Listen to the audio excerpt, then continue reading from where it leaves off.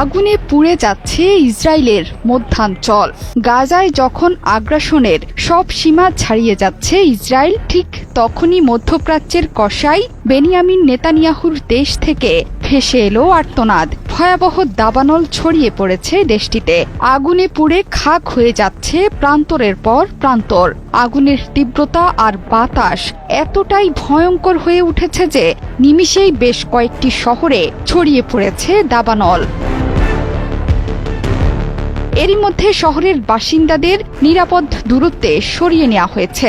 আগুনের তীব্রতায় সড়কে বন্ধ আছে যান চলাচল। রেল লাইনের কাছে আগুন ছড়িয়ে পড়ায় বন্ধ আছে ট্রেন চলাচলও।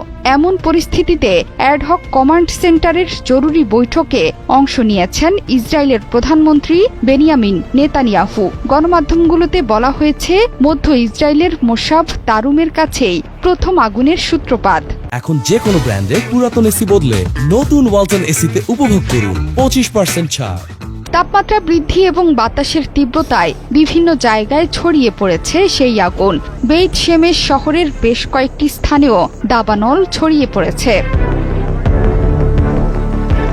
একে একে শহরগুলোকে গিলে ফেলছে ভয়ঙ্কর এই দাবানল। বর্তমানে নিয়ন্ত্রণের বাইরে চলে গেছে এই আগুন। এশতাওল, বেইত মেইর এবং মেসিলাথ জিয়ন শহর থেকে বাসিন্দাদের সরিয়ে নেওয়া হয়েছে। ভয়াবহ আগুনের ফলে সড়কের গাড়ি চালকরা তাদের যানবাহনকে ফেলেই শহর ছাড়তে বাধ্য হয়। জনগণকে সতর্ক থাকা এবং ক্ষতিগ্রস্ত এলাকা থেকে দূরে সরে যাওয়ার নির্দেশ দিয়েছে পুলিশ। দাবানল ছড়িয়ে পড়া এলাকা থেকে জেরুজালেমে যাওয়ার গুরুত্বপূর্ণ সড়কও বন্ধ করে দিয়েছেন তারা। এরই মধ্যে বিমানের সাহায্যে আগুন নেভানোর কাজ শুরু করেছে অগ্নি নির্বাপন কর্মীরা।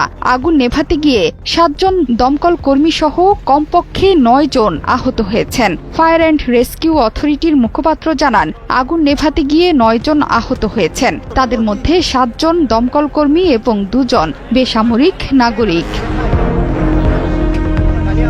দাবানলের স্থান থেকে জেরুজালেম প্রায় 25 কিলোমিটার দূরে। এরপরও জেরুজালেমের আকাশ ধোঁয়ায় আচ্ছন্ন। বাতাসের মানের স্তর হ্রাস পেয়েছে। 6টি জেলা থেকে ফায়ার সার্ভিসের কর্মীর তালিকাভুক্ত করে আগুন নেভানোর চেষ্টা চলছে। তাদের সঙ্গে আইডিএফ সদস্যরাও যোগ দিয়েছেন। বেইত শেমেশের উত্তরে দাবানল নেভাতে প্রায় 110টি অগ্নি নির্বাপন দল, 11টি অগ্নি নির্বাপক বিমান এবং 1টি হেলিকপ্টার কাজ করছে। এছাড়াও ইসরায়েলি বিমান বাহিনী, উদ্ধার পরিষেবা এবং পুলিশ কাজ করেছে। দাবানলের ঝুঁকিপূর্ণ এলাকাগুলোতে পর্বতারোহীদের খোঁজে তল্লাশি চালাচ্ছেন কর্মকর্তারা। দীর্ঘ অশুষ্ক গ্রীষ্মকালের কারণে ইসরায়েলে এর আগেও অনেকবার দাবানল ছড়িয়ে পড়ার ঘটনা ঘটেছে।